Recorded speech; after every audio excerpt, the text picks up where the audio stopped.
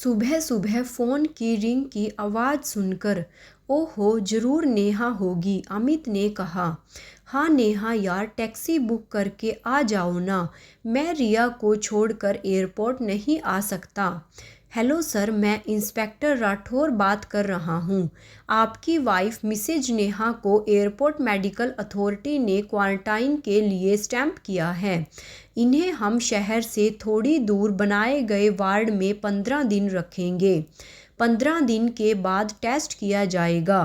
सब ठीक रहा तो घर आएंगी, नहीं तो आइसोलेशन में रखा जाएगा। इंस्पेक्टर एक ही सांस में बोल रहा था। ये सुनकर मेरे होश उड़ गए। मोबाइल हाथ से गिरते गिरते बचा। सर, क्या मैं अपनी पत्नी से बात कर सकता हूँ? यस श्योर, इंस्पेक्टर ने कहा। हेलो नेहा, तुम चिंता मत करना, सब ठीक हो जाएगा। मैं रिया को तुम्हारी माँ के पास छोड़कर आता हूँ। नहीं अमित, तुम्हें अभी मुझसे मिलने की परमिशन नहीं मिलेगी।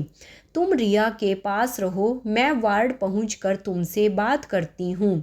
अभी मुझे कुछ समझ नहीं आ रहा, नेहा ने रोते हुए कहा। ये क्या हो गया? मैं कैसे संभालूंगा? इधर 5 साल की छोटी बेटी, उधर पत्नी, जो इस समय जिस अवस्था में है, इसकी कल्पना भी आत्मा को झंझोड़ कर रखने वाली है। मेरी पत्नी नेहा, जो एक मल्टीनेशनल कंपनी की मार्केटिंग हेड है, अक्सर अपने कंपनी के काम से विदेश यात्रा करती है। आज करीब 20 दिनों के बाद लंदन से वापस घर आ रही थी। क्या करूं, मुझे वहां जाना तो होगा ही। नेहा को मैं ऐसे अकेले नहीं छोड़ सकता। खुद से बात करते हुए मैंने नेहा की मां को फ़ोन किया। पता चला वो खुद कुछ दिनों से बीमार है। ऐसे में रिया को संभालना उनके लिए मुश्किल है। उसके भाई भाभी से कभी आत्मीयता थी ही नहीं, तो उनसे कोई उम्मीद नहीं है। सिर पकड़कर वहीं बैठ गया। मेरी रिया, वो मेरे साथ रहने की इतनी आदी है, और किसी के पास रहना उसके लिए वैसे भी मुश्किल है। ऐसे में किसी अपने के पास ही रिया को छोड़ सकता हूँ। माँ या भाभी को फ़ोन करूँ? किस मुख से उनके सहयोग के लिए कहूँ, जब खुद मैंने और नेहा ने उन लोगों से सारे रिश्ते तोड़ दिए थे। रिया 5 साल की हो गई। उसने शायद एक बार अपनी दादी की शक्ल देखी होगी, और आज मैं मुसीबत में हूँ तो दादी को उनका फ़र्ज याद दिलाऊं। मानव की प्रवृत्ति है अपने द्वारा बनाए गए झूठ, स्वार्थ, अभिमान के खूबसूरत जाल में ऐश करता है। जब परेशानी उसके दरवाजे पर आती है तो वो अतीत में झांकता है। आखिर उससे ऐसा क्या गुनाह हुआ जो इस मुसीबत में पड़ा? आज मैं कैसी विकट परिस्थिति में हूँ। कोरोना बीमारी अभी तक मेरे लिए महज एक खबर थी, और आज मेरे साथ है। रिया सो रही थी। मैं भी उसके पास जाकर लेट गया। अतीत के पन्ने आंखों के सामने एक एक करके खुल रहे थे। उच्च वर्गीय आधुनिक विचार की लड़की नेहा से मैंने प्रेम विवाह किया था। मेरे मध्यम वर्गीय परिवार में उसकी तालमेल कभी नहीं बनी। भाभी और माँ को हे दृष्टि से देखती थी, और ठीक उसके विपरीत वो दोनों नेहा को पलकों पर बिठा कर रखते थे। नेहा की माँ चाहती थी हम दोनों परिवार से अलग हो जाएं। उन्होंने द्वारिका में 3 BHK का एक बड़ा फ्लैट नेहा के नाम से ले लिया। पिताजी के गुजरने के बाद भैया मुझे पढ़ाया लिखाया। एमटेक करने के लिए मुझे बाहर जाने का मौका मिला, लेकिन पैसे की कमी के कारण मैंने घर में बताया नहीं। ना जाने भैया को कैसे पता चल गया। उन्होंने भाभी के सारे जेवर गिरवी रख कर मुझे विदेश भेज दिया। वहीं पहली बार नेहा से मिला था।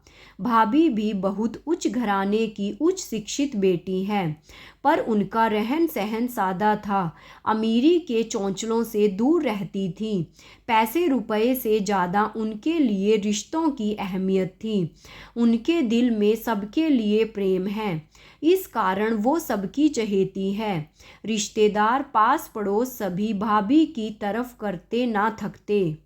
ये सब देख नेहा ईर्ष्या से भर जाती। उस दिन भी भाभी ने बड़प्पन दिखाया। घर छोड़ते समय नेहा ने उनका कितना अपमान किया था, उनको भला बुरा कहा, लेकिन वो चुप थी। आंखों से गंगा जमुना की धार बह रही थी।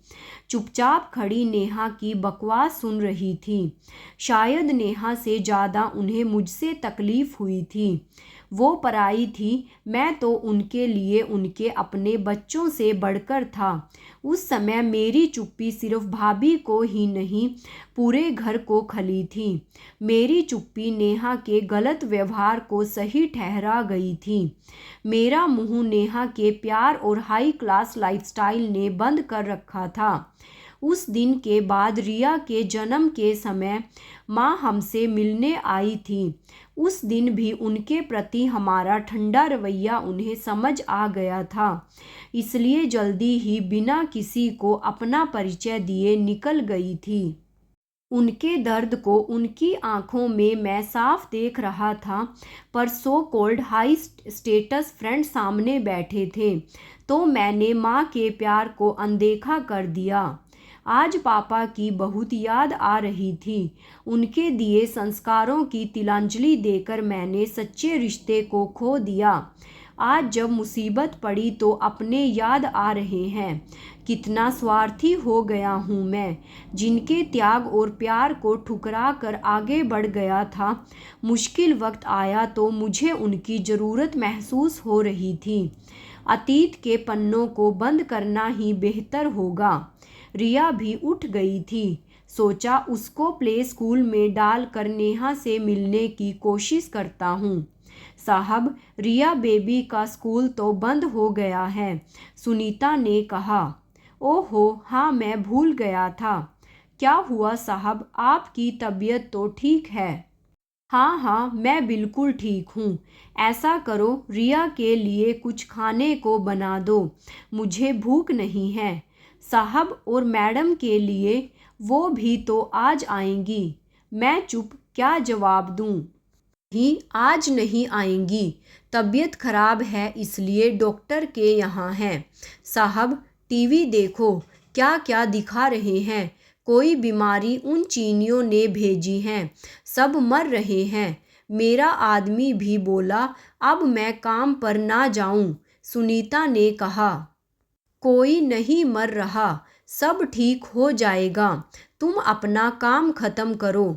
मैंने खिंच कर कहा। अकबक सी खड़ी सुनीता थोड़ी देर देखती रही, फिर काम में लग गई। सुनीता की बातों ने मुझे और व्यथित कर दिया था। मैं कमरे में चला आया। नेहा को कुछ नहीं होना चाहिए। हे भगवान, हमारी गलतियों की सज़ा मेरी बेटी को ना देना। अब तक काबू रखा दिल अकेले में चीख पड़ा। पापा, रिया की आवाज़ सुन खुद को संयत किया। सभी करीबी दोस्तों को फ़ोन किया। हर किसी ने अलग अलग मजबूरियां बताई। किसी को रिया की जिम्मेदारी नहीं लेनी थी। इसके लिए रिया नहीं, भय था कोरोना बीमारी। सभी संक्रमित हुए किसी भी परिवार से दूरी बनाए रखना चाहेंगे। इसके लिए मैं उनको गलत भी नहीं कह सकता। साहब, मैं घर जा रही हूँ। सब ठीक रहा तो शाम में आऊँगी, नहीं तो आज से मेरी भी छुट्टी समझो, सुनीता ने जाते हुए कहा। मैंने नेहा को फिर फ़ोन किया। नेहा, कैसी हो? मैं कुछ करता हूँ, थोड़ा इंतज़ार कर लो। अमित, प्लीज़ तुम चिंता मत करो, मैं ठीक हूँ। मैं अभी इन्फेक्शन के फर्स्ट स्टेज पर हूँ। डॉक्टर ने कहा है कुछ दिन मैं यहाँ रहूँ तो मैं पूरी तरह ठीक हो जाऊँगी। नेहा की आवाज़ से लग रहा था वो अब शांत है। मैं तुम्हें इस हालत में कैसे अकेले छोड़ सकता हूँ? मैं बेसब्र था। अमित, प्लीज़ समझने की कोशिश करो। यहाँ किसी से मिलने की परमिशन नहीं है। मेरे पास फ़ोन, लैपटॉप, इंटरनेट सब है। मैं अपना काम करती रहूँगी और तुम दोनों से वीडियो चैट भी। नेहा ने हंसते हुए कहा। मैं जानता था उसकी हंसी सिर्फ मुझे तसल्ली देने के लिए है। दिन बहुत भारी था, किसी तरह बीता। रात तो वक्त की पाबंद होती है। अगले दिन सूरज की रोशनी के साथ नया दिन, परेशानी वही की वही। सुबह सुबह नेहा ने वीडियो कॉल किया। रिया बहुत खुश हुई। नेहा देखने में स्वस्थ लग रही थी। बीमारी के ज़्यादा कुछ लक्षण नहीं थे। हल्की खांसी थी, बुखार अब नहीं था। अमित, क्या मुझे मम्मी जी का नंबर दोगे? नेहा ने कहा। मम्मी? मेरी मम्मी का नंबर? मैंने चौंक कर कहा। नेहा की आंखों में आंसू थे। मेरी तरह शायद वो भी अतीत में की गई अपनी गलतियों के पश्चाताप से जूझ रही थी। नेहा, नंबर तो है, हिम्मत नहीं है, मैंने कहा। शाम के 4 बज रहे थे। रिया खेलने में व्यस्त थी। लैपटॉप लेकर मैं भी वहीं बैठ गया। तभी डोरबेल बजी। माँ, भाई और भाभी सामने खड़े थे। मैं हैरान सा खड़ा था। अमित, नेहा कैसी है? बेटा, कुछ खबर मिली? आज टीवी पर देखा उसे तो पता चला, माँ ने कहा। हाँ माँ, वो ठीक है। आप लोग बाहर क्यों खड़े हैं, अंदर आइए, मैं सामने से हटते हुए कहा। भैया, इतनी परेशानी अकेले सह रहे हो, एक बार फ़ोन तो कर दिया होता। क्या इतने पराये हो गए हम? भाभी ने रिया को गोद में उठाते हुए उल्हाना दिया। नहीं भाभी, ऐसी बात नहीं, मैं खुद की नज़रों में बहुत छोटा महसूस कर रहा था। भाभी ने आते ही घर की सफाई के साथ साथ बढ़िया खाना भी तैयार कर दिया। नेहा का वीडियो कॉल आया। भाभी की गोद में रिया को देख नेहा फूट फूट कर रोने लगी। हाँ भाभी, भैया प्लीज़ मुझे माफ़ कर दीजिए। 2 दिनों की अकेलेपन की सज़ा ने मुझे मेरी गलतियों का एहसास करा दिया है। अब ज़्यादा कुछ सोचो नहीं। हम सब उस दिन से तुम्हारे हैं जिस दिन तुमने अमित का हाथ थामा था। गलतियाँ सभी करते हैं, अपनी गलती से सबक लेकर आगे बढ़ना ही जिंदगी है, भाभी ने कहा। बेटी, रोना नहीं। रिया और अमित की फिक्र बिल्कुल मत करो, खुश रहो। मुश्किल वक्त है, निकल जाएगा। जल्दी से ठीक होकर घर आओ, तब तक मैं यहीं रहूँगी, माँ ने बड़ी हिम्मत आत्मीयता से कहा। मम्मी जी, भाभी, भैया, मेरी एक विश है, नेहा ने कहा। हाँ बोलो, बताओ, हमें क्या चाहिए? भैया ने कहा। भैया, जब मैं घर आऊँ तो क्या आप मुझे मेरा परिवार वापस देंगे? नेहा हाथ जोड़कर कहा। हाँ बेटा, तुम्हारा परिवार तुमसे कभी दूर नहीं गया था। जो हुआ उसे भूल जाओ और आगे बढ़ो। स्वास्थ्य पर ध्यान दो, घर आओ, हम सब बेसब्री से तुम्हारा इंतजार कर रहे हैं, भैया ने कहा।